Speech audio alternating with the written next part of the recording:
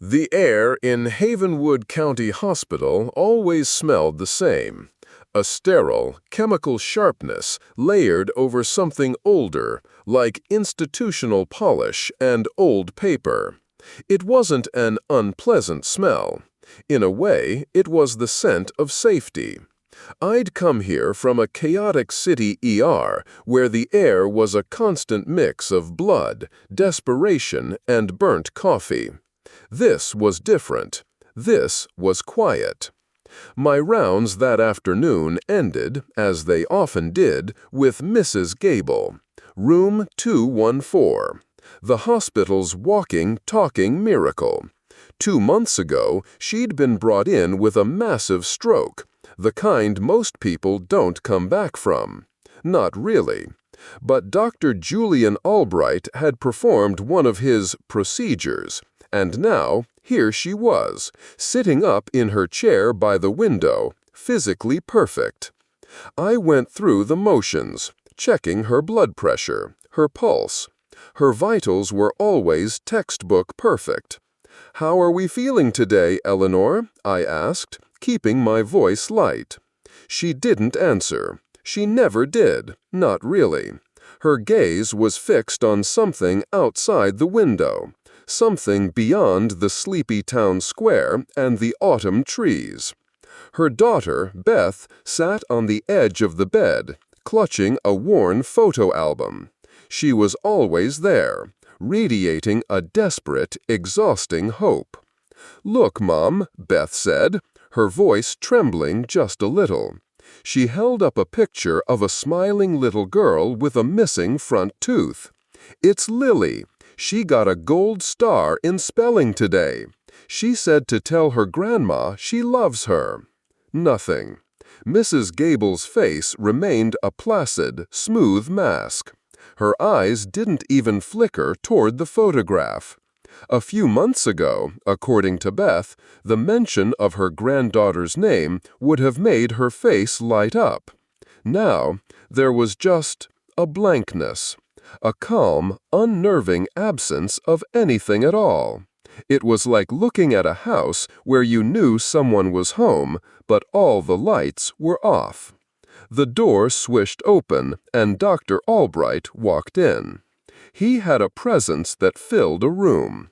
It wasn't about his size. He was of average height, lean, with a thick head of silver hair. It was an aura of absolute confidence. He smiled, that famous, reassuring smile that had probably graced the cover of the Havenwood Gazette a dozen times. "And how is my star patient doing?" he boomed softly. The change was immediate, and it was the thing that made the skin on my arms prickle. Mrs. Gable's posture straightened, her head turned from the window, her eyes locking onto him. A slow, faint smile spread across her lips. It wasn't a real smile. It didn't reach her eyes. It was more like a reflex, a programmed response. Her gaze followed him as he crossed the room, the way a sunflower tracks the sun. It was pure, undiluted adoration, devotion. "She's doing wonderfully, Julian," he said, patting her shoulder. His touch was gentle, proprietary. He didn't speak to her, but about her, as if she were a prized piece of art. He looked at me, his eyes twinkling. "A remarkable recovery, wouldn't you agree, Nurse Miller?" "Yes, doctor," I murmured, pulling the blood pressure cuff off her arm. "Remarkable." He spent another minute making small talk with Beth, who hung on his every word, her expression full of gratitude. I finished charting and slipped out of the room. The image of Mrs. Gable's mechanical smile burned into my mind.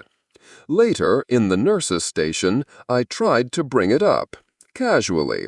"Has anyone else noticed Mrs. Gable is a little quiet?" I asked Brenda, a veteran nurse who had been at Havenwood for 30 years. She looked up from her paperwork, her brow furrowed. "Quiet? Sarah, the woman had a catastrophic brain hemorrhage. Dr. Albright saved her life. She's not going to be tap dancing down the halls. It's a miracle she can feed herself.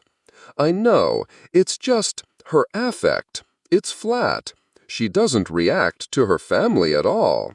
But when Dr. Albright comes in, she adores him, Brenda cut in, her tone defensive. We all do. He's a saint. He's given that family their mother back. She turned back to her work, the conversation clearly over. The message was clear. Don't question the miracles. Don't question the saint. It was my turn for the weekly chore nobody wanted, reorganizing the old records in the sub-basement storage.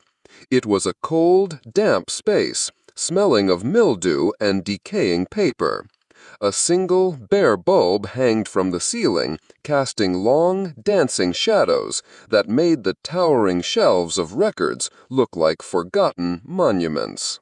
The only sound was the low hum of the hospital's ancient generator and the scuff of my own shoes on the concrete floor. I was supposed to be consolidating the patient files from the 80s. Heavy cardboard boxes bound with brittle twine. I heaved one off a high shelf, misjudging its weight. It slipped. I tried to catch it, but I only succeeded in sending it, and the one below it, tumbling to the floor. Files and loose papers exploded across the dusty concrete. "Damn it," I muttered to myself, crouching down to begin the tedious task of gathering them up. That's when I saw it. The fall had dislodged a loose panel at the back of the metal shelving unit. Behind it, tucked deep into the recess, was a metal box. It wasn't a standard hospital records box. This one was smaller, older, and secured with a heavy clasp. It didn't look like it belonged.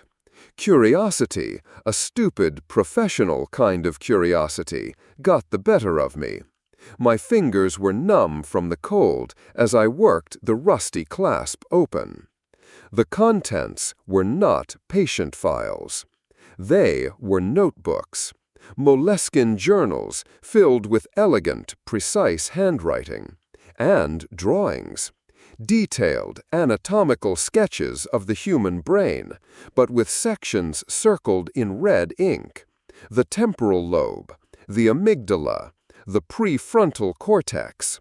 And then there were the notes, scrawled in the margins. My medical training was just enough to make the words terrifyingly coherent. Ego suppression via targeted ultrasonic pulse. Compliance induction, isolate the seat of free will. Methodology for personality erasure. Is the soul merely a chemical reaction to be neutralized?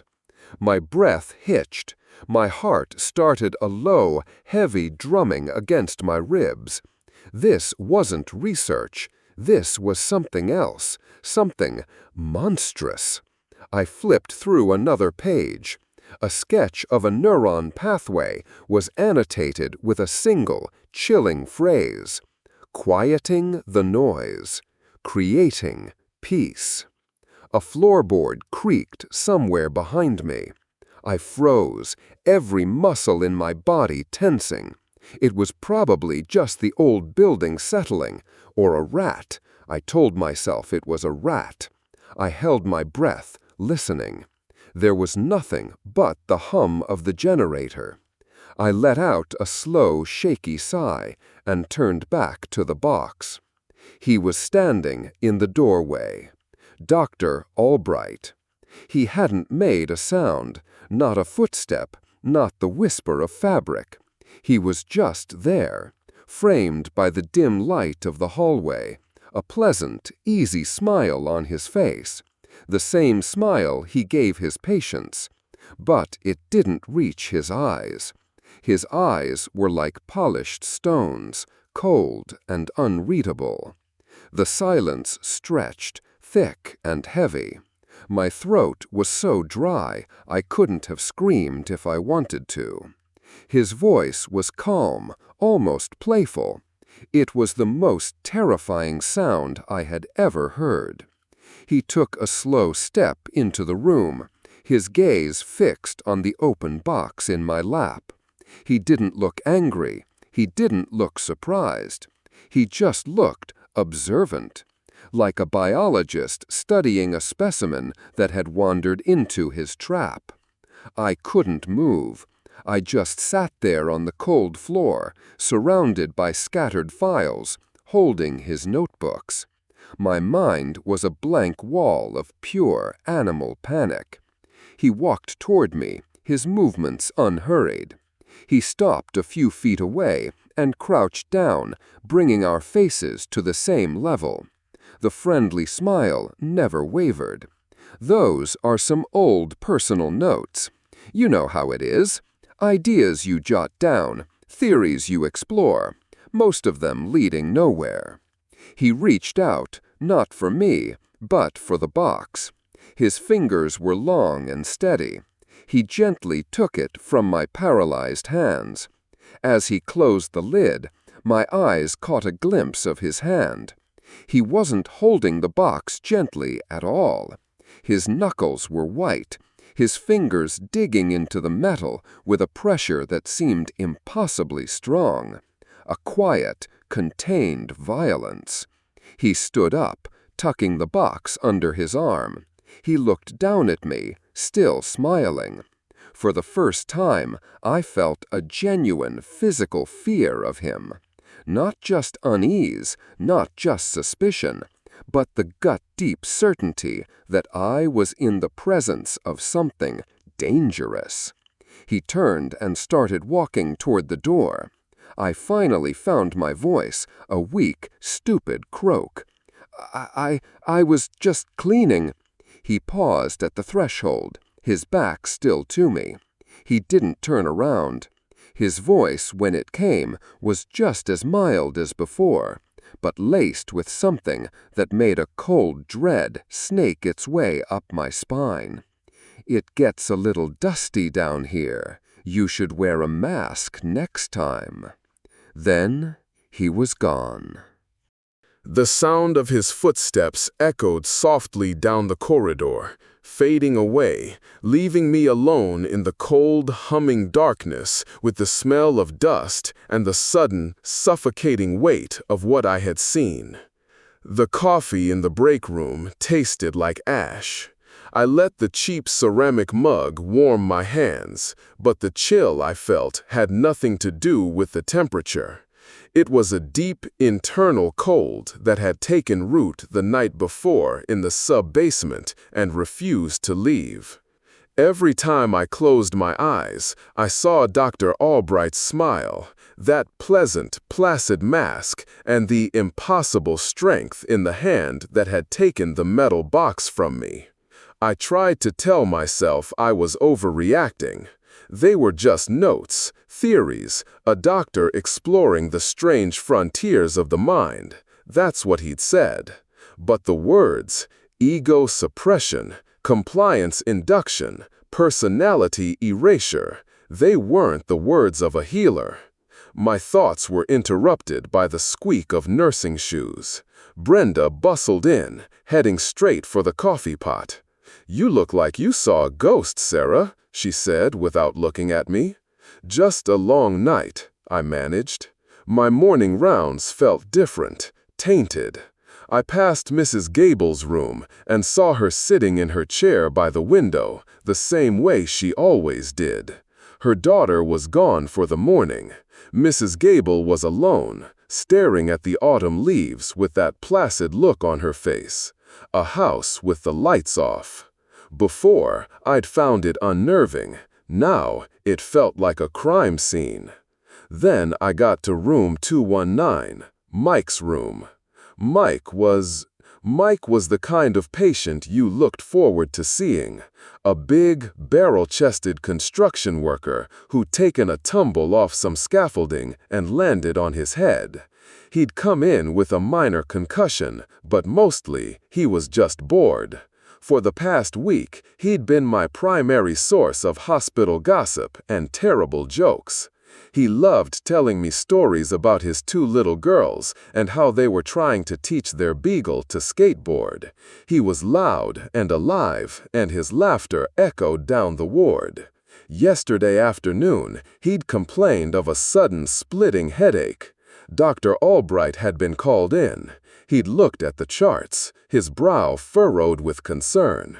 "A small bleed, I suspect," he'd said, in that calm, authoritative voice. "Nothing to worry about. I'll perform a minor procedure to relieve the pressure. A simple thing." He insisted on doing it himself in a private treatment room.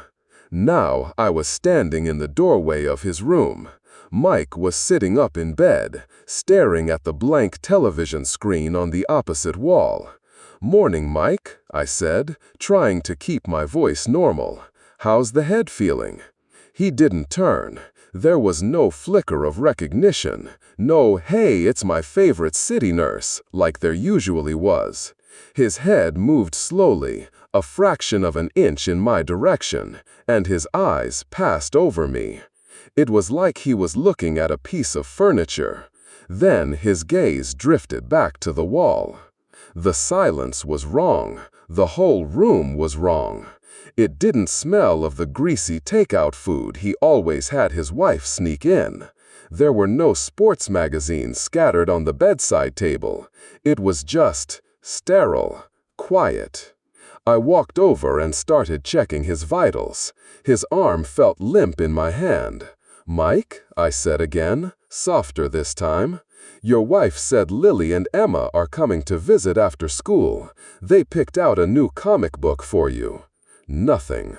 Not a twitch. Not a single spark in his eyes. Those eyes had always been full of mischief. Now they were just surfaces, like murky water. I finished my checks, my movements becoming mechanical. My heart was a cold, hard knot in my chest. As I was about to leave, the door opened and Dr. Albright swept in on his morning rounds. And it happened. The same thing that happened with Mrs. Gable. Mike's body, which had been slumped and listless, straightened. His head swiveled on his neck, his eyes locking on to Dr. Albright with an unnerving intensity. A faint, slow smile formed on his lips. It was a horrible, vacant thing. The muscles in his face moved, but his eyes were dead. He followed the doctor with that look of pure, canine devotion. Compliance induction, the phrase from the notebook, screamed in my head. "Ah, Michael, looking much better," Albright said, his voice a warm hum. He patted Mike's shoulder, the same proprietary touch he used on Mrs. Gable. He looked at me. "The pressure is gone. He'll need some rest, of course." Head injuries can affect one's personality for a time, but the important thing is, he's alive. He's safe. He didn't believe a word of it, and he knew I didn't either. There was a challenge in his eyes, a glint of steel beneath the benevolent charm. "Question me. I dare you." I just nodded, my throat too tight to speak, and fled the room. Walking down the hall was like looking through a new, terrible lens. I saw them everywhere.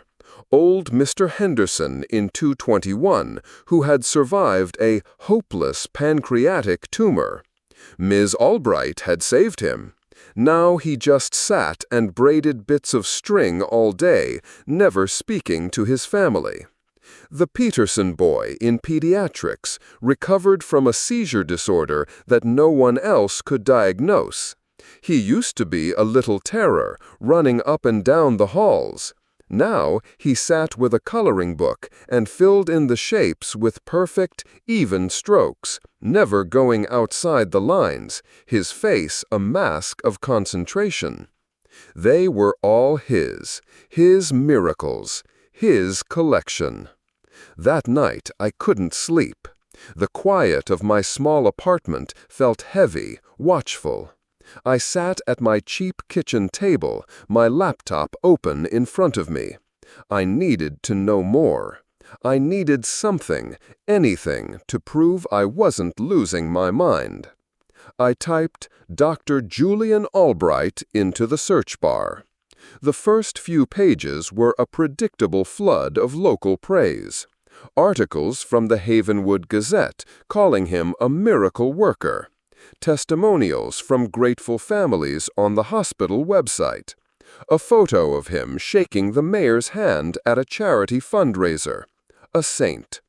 I dug deeper, adding keywords: research, neurology, controversy. For hours, I got nothing. His professional history was spotless. Too spotless. It was like he'd sprung into existence 20 years ago when he arrived in Havenwood. Then, on page 14 of a search for a particularly obscure combination of medical terms, I found it. A cached link. The headline was from a university newspaper, dated over 2 decades ago. Promising neurological research program halted amid ethics probe.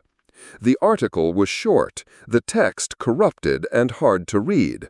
Most of it was gone, but I could make out a few phrases. Unorthodox methods and questions regarding patient consent. And then a name. Led by junior researcher J. Albright. My breath caught. I tried to click the link to the full article, but it was dead. Error 404. I tried searching for the headline, for the phrases, but it was gone, scrubbed. It was like it had never existed. But I had seen it. A wave of nausea washed over me. This was real. I went back to the search results, clicking the dead link again and again, as if my persistence could bring the page back from the dead. Nothing. I leaned back in my chair, the screen's glow painting my face in the dark room. The next morning, my laptop wouldn't turn on. I pressed the power button again. Nothing. The screen remained black. No whir of a fan, no flicker of a charging light. It was completely dead. Mid-afternoon, on my lunch break, I took it to the only computer repair shop in town, a cramped little store run by a teenager who probably knew more about technology than anyone at MIT. He took it into the back. I sat in the waiting area, flipping through a year-old magazine, the pages soft with use. After 20 minutes, he came back out, wiping his hands on a rag. He had a strange look on his face. "This is weird," he said. "Can you fix it?" He shook his head, looking at the laptop like it was a dead animal. "There's nothing to fix. The hard drive, it's been wiped. Professionally. It's not just corrupted. There's nothing there. Zeros. Someone used a multi-pass data sanitation program on this, the kind the government uses. There's no way to recover anything. I'm sorry, ma'am, but whatever was on there, it's gone forever." I stood there, the blood draining from my face. It wasn't broken. It had been murdered. Someone had been in my apartment. Someone had sat at my kitchen table, in my chair, and erased my search, erased my proof. The thought was so violating it made my skin crawl. It was worse than being robbed. They hadn't taken anything. They just took away. That night, sleep was an impossibility. Every creak of the floorboards, every gust of wind against the window pane sounded like a footstep. I sat in the dark living room, hugging my knees to my chest, staring at the front door. I was being watched. I knew it. It wasn't paranoia anymore. After midnight, I crept to the window and peered through a gap in the blinds. The street outside was empty, illuminated by the sick yellow glow of a single flickering streetlight. My own breath fogged the cold glass. I waited and waited. For what, I didn't know. Then a car turned the corner at the far end of the block. It drove slowly, without its headlights on, rolling to a stop on the opposite side of the street, just outside the main pool of light. A dark sedan. The windows were tinted. I couldn't see inside. It just sat there, a lump of shadow in the night. Just a car. Someone visiting a neighbor late. Someone who couldn't sleep and went for a drive. I repeated the rationalizations in my head, but they were thin and useless.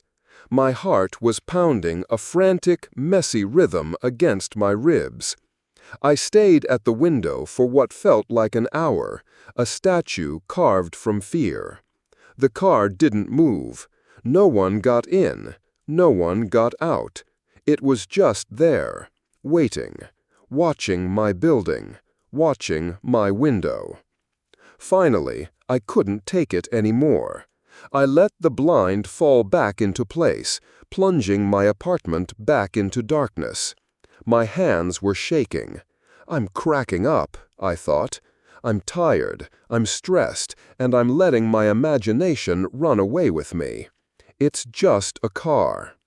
I took a deep, shaky breath, and then another.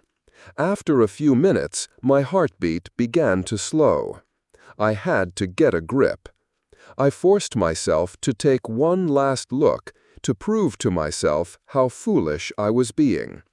I crept back to the window and carefully, slowly, separated two of the slats. The street was empty. The car was gone. A dizzying wave of relief washed over me, so potent it almost made my knees buckle. Gone. It had been nothing, just a car, a coincidence. I almost laughed, a hysterical little sound that caught in my throat. I had been so stupid. I let the blind fall and turned away from the window, a real, genuine smile touching my lips for the first time all day. My eyes fell on the front porch, visible through the small glass panel at the top of my door. The porch light was on, casting a clear, bright circle on the worn wooden steps. And there, in the center of the light, was something that hadn't been there when I got home from work. A single, fresh footprint, stamped in wet, dark mud. The print was deep, the tread clearly visible. It was from a man's shoe, a large one, and it was pointing directly at my door. The feeling of her fingers lingered on my wrist long after she'd let go. They were like old roots, surprisingly strong, clinging to something living. He makes us quiet. Don't let him make you quiet. The words weren't a plea. They were a statement of fact, delivered in a voice as flat and dry as old paper. Then, just as suddenly as it had come, the light behind her eyes went out. She was just Mrs. Gable again, staring at the dust motes dancing in the afternoon sunbeam, her hand resting limply in her lap. I backed out of the room, my own hand covering the spot where she had touched me. It felt cold. I looked down the long, polished hallway. My new ward. My new reality. Mr. Henderson was across the hall, meticulously folding and unfolding a handkerchief. The Peterson boy in 304 was coloring, his movements precise and even, never once straying outside the lines. They were all here. Albright's collection. He had put me in his museum. I think a part of my mind was screaming, but I couldn't hear it. All I could hear was the squeak of my own shoes on the linoleum and the slow, rhythmic beat of the wall clock at the nurse's station. Each tick was a drop of water in a bucket that was already full. I had to try. I had to do something that wasn't just hiding in my apartment, staring at dead appliances. Mr. Miller, the hospital administrator, had an office on the ground floor. It always smelled faintly of lemon polish and old paper. He was a small, round man who usually had a frazzled energy about him, constantly shuffling papers and sighing. When I walked in, he was just sitting there, hands folded neatly on his blotter, staring out the window. "Sarah," he said, turning. He smiled. It was a pleasant, placid smile. "What can I do for you?" "Mr. Miller, I need to talk to you again about Dr. Albright." My voice came out thinner than I intended. "Ah, yes, your concerns." He nodded slowly, the smile never wavering. "I've given it some thought, and I think you're simply overworked. The stress of moving to a new town, a new job, it can play tricks on the mind. Dr. Albright is a pillar of this community, a saint, some would say. His voice was calm, so calm, the usual edge of impatience was gone. He wasn't shuffling papers, he wasn't sighing, he was just still. My eyes drifted to his hairline. Just above his right temple, almost hidden by his thinning gray hair, was a small circular bandage, the kind you get after having an IV line removed. The blood in my veins turned to ice water. "Did you hurt yourself, Mr. Miller?" I asked, the words catching in my throat. His smile tightened by a fraction. His hand didn't move to touch the spot. He just kept looking at me with that serene, untroubled gaze. "Just a little headache. Dr. Albright was kind enough to give me something for it. A new treatment, very effective." He gestured with his head back towards the hallway. "Now, if you'll excuse me, I have some budgets to review. You should get back to your duties." It wasn't a suggestion. It was a dismissal. I turned and walked out, the feeling of his unblinking eyes on my back. He hadn't just been humoring me. He'd been infected. The sickness had spread beyond the patients. It was in the administration now. I was alone. Utterly, completely alone. The next morning, the smell of coffee in the break room made me want to vomit. Dr. Albright was there, as he always was, pouring a cup for Brenda. "Morning, Sarah," he said, his voice a warm, comforting hum. He held up the pot. "Coffee?" "No, thank you," I said, trying to keep my voice steady, trying to cut back. I saw the flicker in his eyes, just for a second. A moment of calculation before the benevolent mask slipped back into place. A wise choice. Hydration is key. Plenty of water for you, then. From that day on, I started to notice things. Small things. The headaches began in the afternoon. At first, it was just a dull throb behind my eyes. I chalked it up to stress, to the fluorescent lights. But then they got worse. They became sharp, stabbing pains that made the world shimmer at the edges. They made me dizzy, disoriented. And they always started about an hour after lunch. An hour after I had refilled my water bottle from the cooler in the break room. So I started an experiment. One morning, I filled my bottle as usual, but I didn't drink from it. I took it into an empty patient room and poured it down the sink. I refilled it from the tap in the bathroom. That afternoon, there was no headache. The next day, I repeated the process. No headache. The third day, I drank from the water cooler. Within an hour, it felt like an ice pick was being driven into my skull. I didn't need any more proof. He was drugging us, all of us. Little by little, in the coffee, in the water. a slow, steady drip of whatever it was. He was preparing the soil, weakening the herd, so that when the time came, when someone needed a miracle, their body and mind were already primed, ready for him. And he knew that I knew. He stopped offering me coffee.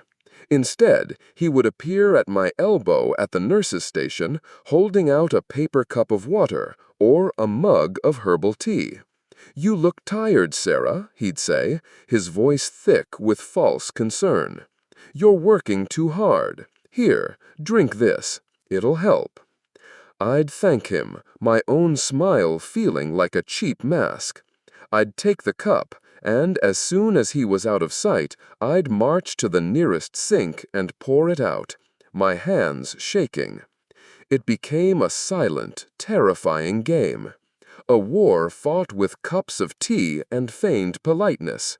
He was hunting me in plain sight, and no one else could see it. I was surrounded by people, but I had never felt so isolated. My world had shrunk to the four walls of this hospital, a place that was supposed to be about healing, but had become my own personal prison. My shifts on the special ward were a kind of psychological torture.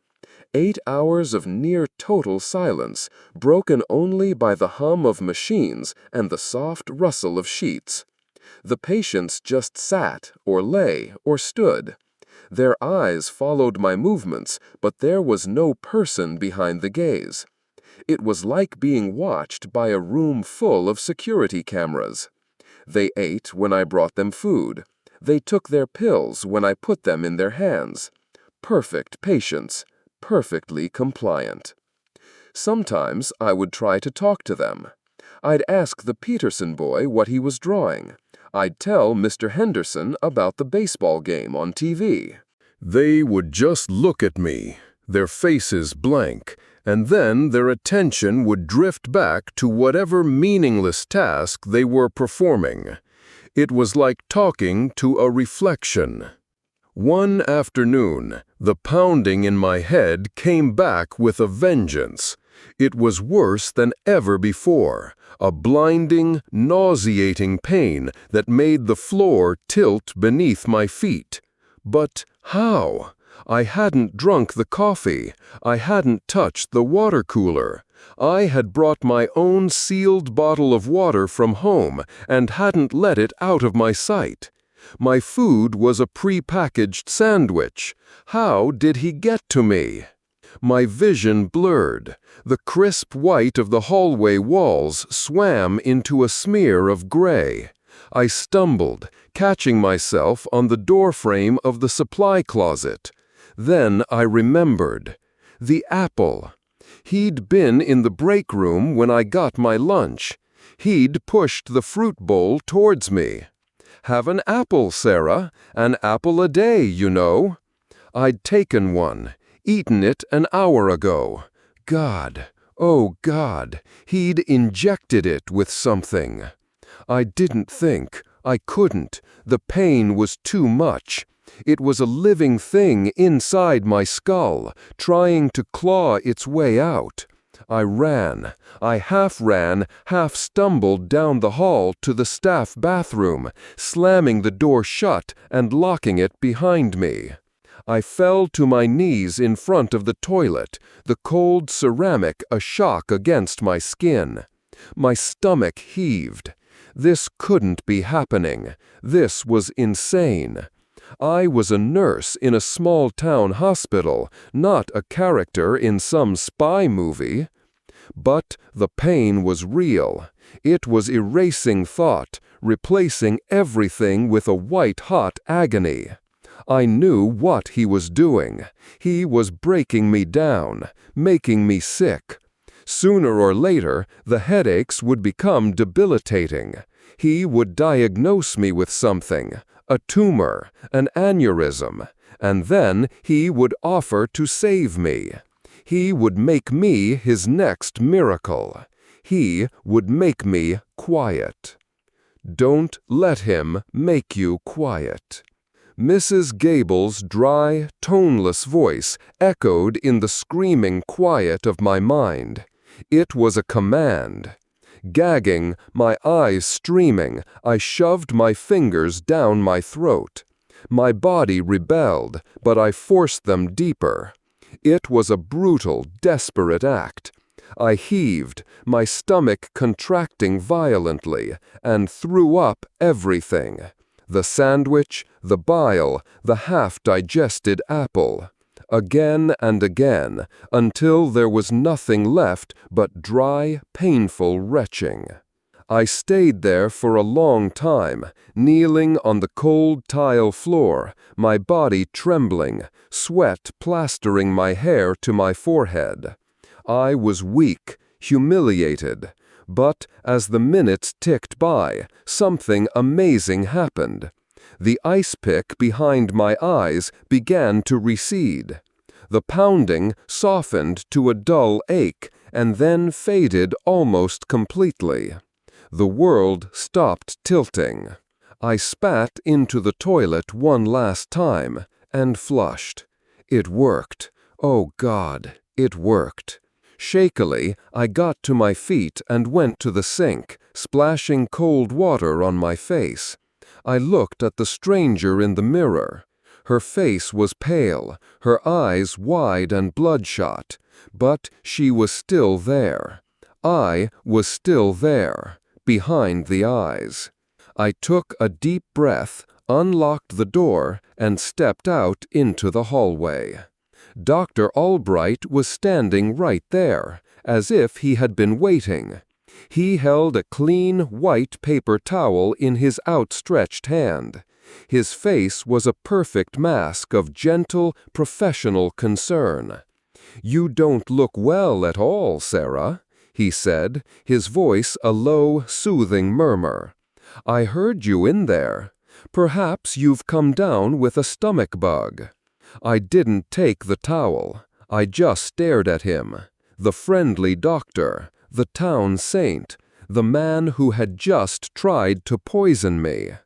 His eyes swept over me, and for the first time I saw it clearly. The mask slipped. It wasn't the look of a doctor assessing a sick colleague. It was the look of a researcher examining a failed experiment. A biologist observing a specimen that had unexpectedly resisted the prepared solution. "You know," he continued, his smile never faltering, "I think it's time you had a full workup, a comprehensive checkup, just to be safe. I can arrange it myself." His offer hung in the air between us, thicker than the smell of antiseptic. A full workup, arranged by him. It wasn't a suggestion, it was a sentence. The benevolent mask was gone, and what was left was a calm, chilling certainty. The researcher regarding the failed experiment. He would correct the variables. He would get the result he wanted. I don't remember what I said. I must have mumbled an excuse, something about finishing my shift. My body moved on its own, turning away from him, walking down the hall on legs that felt like they were filled with sand. Each step was an effort. I could feel his eyes on my back, not with anger, but with a kind of detached patience. A predator that knows its prey is cornered and has all the time in the world. The rest of the day was a fog. I moved through my duties, changing IV bags, checking vitals, my hands functioning while my mind screamed. The faces of my patients, the ones he'd cured, were everywhere. Silent accusers. Their placid, empty stares followed me, a constant reminder of what he wanted to do to me. Make me quiet. Make me still. As evening fell, the sky outside the hospital windows turned a bruised purple-gray. The wind began to howl, rattling the old window frames in their sockets. A storm was coming. The lights flickered once, twice, casting long, dancing shadows down the hallways. A low rumble of thunder sounded in the distance, getting closer. My shift was supposed to end at 7. At 6:45, he found me at the nurse's station, charting. "Sarah," he said. His voice was calm, cutting through the rising noise of the wind. "There's an emergency. I need your assistance." I looked up. The overhead fluorescence flickered again, and for a second his face was a landscape of sharp, dark angles. "What is it? A code?" "Not exactly." He didn't elaborate. "It's in my private surgical suite, in the old wing. I need a steady hand. Come with me." It wasn't a request. The words were polite, but the tone was absolute. Everyone else was busy with the pre-storm rush, people with minor injuries or anxieties wanting shelter before the worst of it hit. No one noticed him leading me away. No one would miss me for a while. This was it. The workup. The old wing was connected by a long, glassed-in walkway. The rain had started, thick sheets of it hammering against the glass. Each thunderclap was louder now, a physical jolt. The lights in the walkway were out. We walked through the strobing flashes of lightning. For a moment, he would be a black silhouette, and then he would be there again, his white coat almost glowing in the dark, his expression unreadable. I knew this was a trap. Every cell in my body knew it. But what was the alternative? Scream? Here? Who would believe me over the town saint? They'd think I was having a breakdown. He'd sedate me himself, his voice full of false sympathy, and the result would be the same. My only chance was to see it through, to find a moment, an opportunity. The air in the old wing was cold and stale. It smelled of dust and mildew and something else, a faint metallic tang, like old blood. Our footsteps echoed on the cracked linoleum. He led me down a corridor I'd never been down before, to a heavy-looking door with a small, wired glass window. He unlocked it with a key. "After you," he said. The room wasn't like the modern operating rooms upstairs. It was smaller, colder. The walls were tiled in a grimy, yellowing white. In the center was a metal operating table with thick leather restraints. But it was the instruments that made my breath catch in my throat. They were laid out on a sterile blue cloth, gleaming under a single bare bulb hanging from the ceiling. Some were recognizable, scalpels, forceps, retractors, but others were wrong. There were drills with impossibly fine bits, probes that ended not in points, but in complex, web-like attachments, and a device that looked like a soldering iron connected to a complex box of dials and wires. There was no anesthesia machine. And there was no patient. I turned around slowly. He was standing by the door, and I heard the heavy, final sound of the bolt sliding home. He had locked us in. "You've been a disappointment, Sarah," he said, his voice losing its fabricated warmth, becoming flat and clinical. He began to pull on a pair of latex gloves, the snapping sound loud in the enclosed space. "I really thought you were different, sharper, more adaptable." "There's no patient," I said. My only voice sounded distant, thin. "Oh, but there is." He picked up a large custom-made syringe from the tray. It was filled with a thick, milky white fluid. He looked straight at me. You see, I'm not a monster. I'm a healer. Humanity is the disease. Our messy, unpredictable, painful emotions, our ambition, our rage, our selfish desires, they are tumors of the soul. I'm merely performing a new kind of surgery, a personalityectomy, if you will. I remove the sickness. I leave behind a clean, functional, peaceful vessel. He took a step towards me. I cure people. I take away their pain, their trauma, their rebellion, and I give them peace. Wouldn't you like that, Sarah? To have all this fear and anxiety just washed away? To be quiet? The word hit me like a punch. Quiet. He lunged. I wasn't thinking. Pure animal instinct took over. I threw myself to the side, grabbing the metal instrument tray and shoving it with all my might. It crashed into his legs.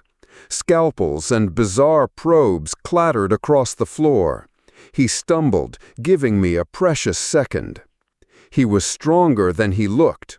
Decades of precise surgical work had given his hands a wiry, unbreakable strength. He recovered quickly and came at me again, his face a mask of cold determination. I scrambled backward, my shoes slipping on the smooth floor. My back hit a large metal cabinet, a cart on wheels. It was an old defibrillator machine. He grabbed my arm. His grip was like a vice. The needle in his other hand glinted. "Don't fight it," he murmured, his voice almost soothing. "It will be so much easier if you just relax." My eyes darted around the room, looking for anything. A heavy clamp, a needle of my own. My free hand fumbled behind me, feeling the cold casing of the defibrillator. My fingers found the power switch. I flicked it on. The machine whirred to life with a high-pitched whine. He was distracted for a split second by the sound, his head turning towards the noise. It was all the opening I needed. My fingers found the dial for the charge. I didn't know what setting it was on. I just twisted it as far as it would go. 360 joules. The whining grew louder, more insistent, as the capacitor filled. He was turning back now, realizing what I was doing, his eyes widening. He tried to pull the syringe closer to my neck. With a final, desperate surge of adrenaline, I ripped my arm free from his grasp, snatched the two paddles from their holsters on the side of the machine, and shoved them against his chest. His white coat was no protection. I squeezed the triggers. There was a loud, ugly crack, like a dry branch snapping. His entire body went rigid. Every muscle locked. A strangled noise escaped his throat as the electricity surged through him. He convulsed violently for a second, his eyes rolling back in his head, and then he collapsed, falling to the floor like a sack of stones. The syringe flew from his hand and shattered against the far wall, splattering its milky contents across the yellowed tiles. I didn't wait to see if he was breathing. I didn't care. I looked at the heavy bolt on the door. There was no way to slide it back from here.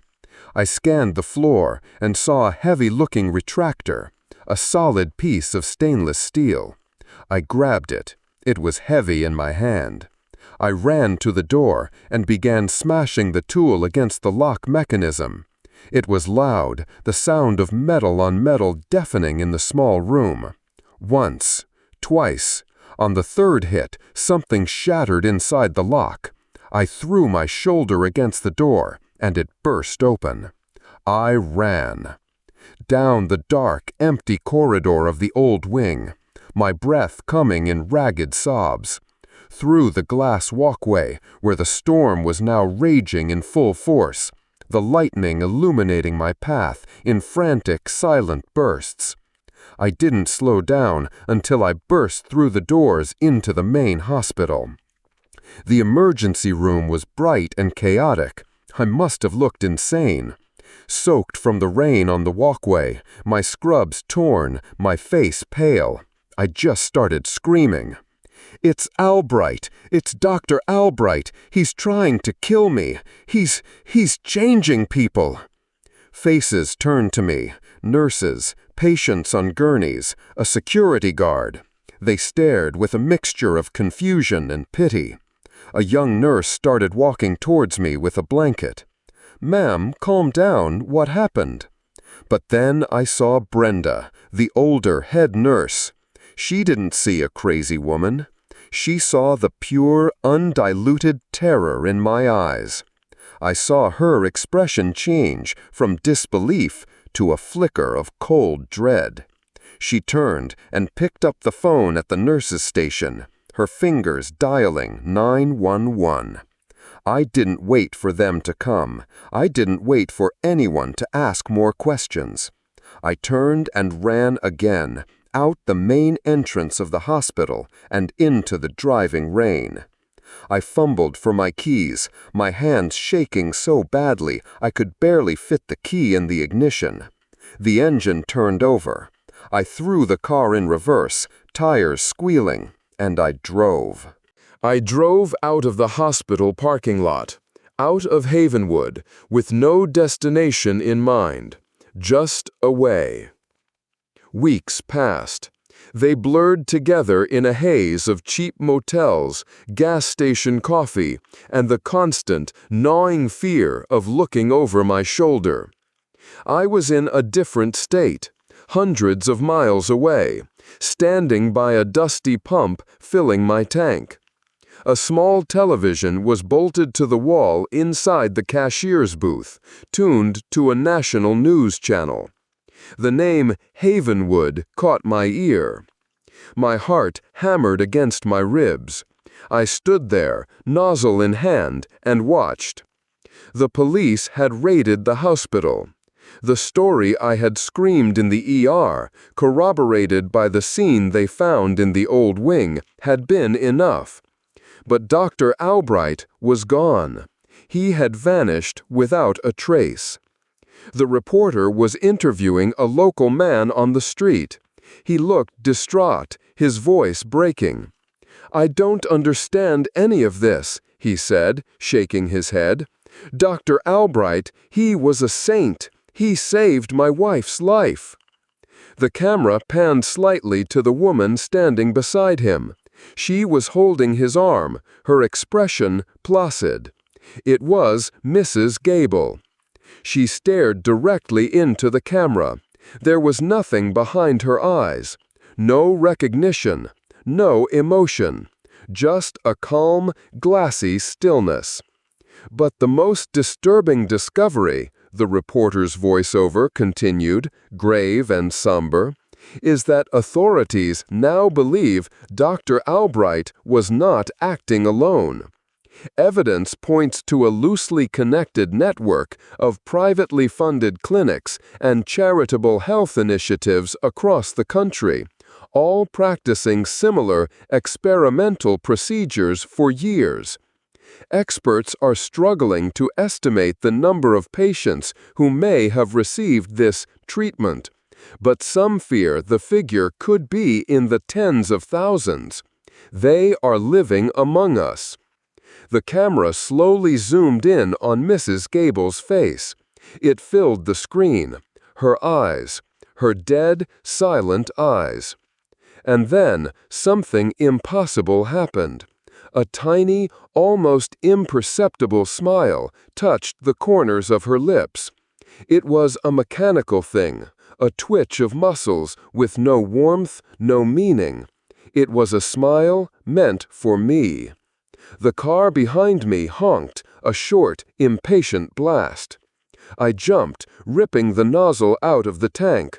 I turned. The driver, a middle-aged man in a baseball cap, was staring at me. He gestured for me to hurry up. It was a normal gesture, a normal situation. But I looked into his eyes, and I couldn't be sure. I couldn't be sure what was behind them, or behind the eyes of the cashier in the booth, or the woman walking her dog across the street. They were everywhere, the quiet ones, hiding in plain sight. And the man who made them was still out there.